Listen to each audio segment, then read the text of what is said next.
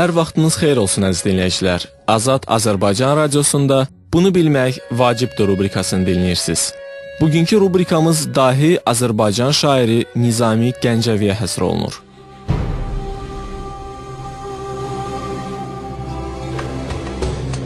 Gəncədə bir günəş doğdu. Bu doğuş ölməz bir dahinin, sönməz bir günəşin, Gəncədə dünyaya göz açdığını bütün bəşəriyyətə xəbər verdi.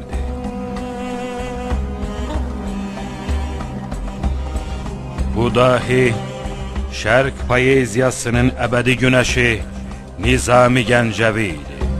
Dahi Azərbaycan şairi və mütəfəkkiri, dünya poeziyasında yeni epik romantik janrın banisi Nizami Gəncəvi 1141-ci ilin avqust ayında doğulub. Nizaminin əsl adı İlyas, atasının adı Yusif, babasının adı Müəyyətdir. Ənənəyə görə müdrik, alim bir insan, nüfuzlu sufi kimi şairi Şeyx Nizami Gəncəvi adıyla çağırıblar. Nizaminin yaşadığı dövrdə məlum olan bütün elm sahələrinə dərindən bələd olması, onun ən yaxşı mədrəsələrin birində hərtərəfli təhsil aldığını göstərir. Türk dilindən başqa ərəb və fars dillərində də mükəmməl danışan şair, qədim Yunan tarixi və fəlsəfəsini, astronomiya, tibb və həndəsə elmlərini də dərindən bilirdi. Nizami yalnız Azərbaycan ədəbiyyatında deyil, bütün dünya ədəbiyyatında müstəsna yer tutan bir şairdir. Dünya ədəbiyyatı tarixinə Nizami Gəncəvi məsnəvi formasında yazdığı 5 poemadan ibarət xəmsə müəllifi kimi daxil olub.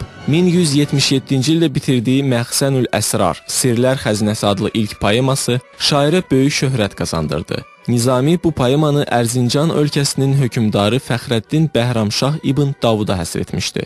İraq Səlcuq Sultanı 3-cü Toğrulunun sifarişi ilə qələm aldığı Xosrov və Şirin poemasını şair 1180-ci ildə bitirib. Poema 2-ci Xosrov Şahın Alban şahzadəsi Şirinə olan faciəli məhəbbətinə həsr edilib. 1188-ci ildə Şirvan hökmdarı 2-ci Ahsitan şairə Leyli və Məcnun mövzusunda bir əsər yazmağı sifariş edir. Nizami Gəncəvi bundan boyun qaçırmaq istəsə də, oğlu Məhəmmədin təkidi ilə təklifi qəbul edib, qısa müddətdə Leyli və Məcnun poemasını yaradır.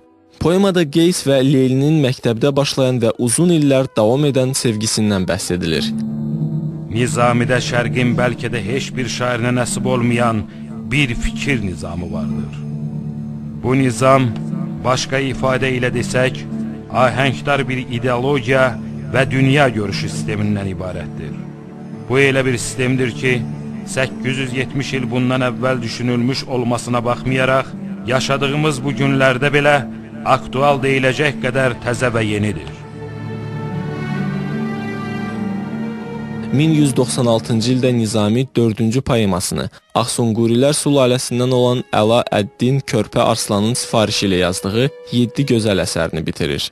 7 gözəl nağılvari bir poemadır. Şair burada Sasani hökmdarı Bəhramgürün sərgüzəştlərindən bəhs edir. Ömrünün sonlarına yaxın Nizami bütün ədəbi estetik, ictimai fəlsəfi görüşlərini yekunlaşdırdığı sonuncu əsərini yazır. Şairin İskəndərnamə adlandırdığı bu əsər 2 hissədən ibarətdir: Şərəfnamə və İqbalnamə. Bütün xəmsə boyu şairin elm, şeir sənətinin qanunları, musiqi nəzəriyyəsi, təbiət haqqında böyük filosofların fikirləri ilə səsləşən mühakimələri özünü göstərir. Nizami Gəncəvinin poemalarına əsasən Azərbaycanın və müəyyən qədər şərqin musiqi həyatının bütün sahələrinə dair ətraflı məlumat almaq olar. Nizami muğamlardan, təsniflərdən, xalq mahnılarından, musiqiçilərdən, rəqqasələrdən və bir çox musiqi alətindən bəhs edir. O, melodiya, lad, ritm, harmoniya kimi musiqi islahatlarını işlədir. Pərdənin ucunu qaldırıb Canan dedi: "Gəlsin biri çalğıçılardan, bu dərgahda gəlsin, cənglə otursun. Halıma ahəngdar bir mizrab vursun." Bu sətirlərin yazıldığı vaxtdan 800 il sonra dahi Üzeyir Hacıbəyli şairin bu çağırışına səs verir və onun kədərinin bütün ağrılarına uyğun gələn Sənsiz və Sevgili Canan kimi romanslarını bəstələyir. Hüsnün gözəl ayətlərin sevgili canan, olmuş bütün aləmdə sənin şəninə şayan, gəl eylə nəvazi. Nizami 1209-cu ildə, mart ayının 12-sində 68 yaşında dünyasını dəyişib. Şairin vəfatının dəqiq tarixi 1930-cu illərdə tapılan baş daşına əsasən müəyyənləşdirmək mümkün olub. Başdaşında bu sözlər yazılıb.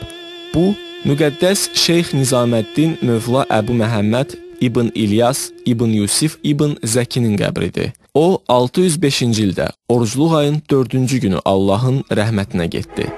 Estetik fikrin gözəllik və qəhrəmanlıq prinsiplərini yaradıcılığında tətbiq edən Nizami, ideal gözəllik, ideal qəhrəmanlıq, ideal məhəbbətin bir sıra əbədi obrazlarını yaratdı. 2001-ci ildə dünya ədəbiyyatının görkəmli nümayəndəsi, dahi Azərbaycan şairi və mütəfəkkiri Nizami Gəncəvinin 870 illik yubileyi tamam olub. Nizami Gəncəvi, bu şərəfli ad onun dərin mənalı, dəyərli əsərlərində yaşayır və əbədi olaraq yaşayacaq. Azad Azərbaycan radiosunda Bunu bilmək vacibdir rubrikasını dinlədiniz. Hələlik.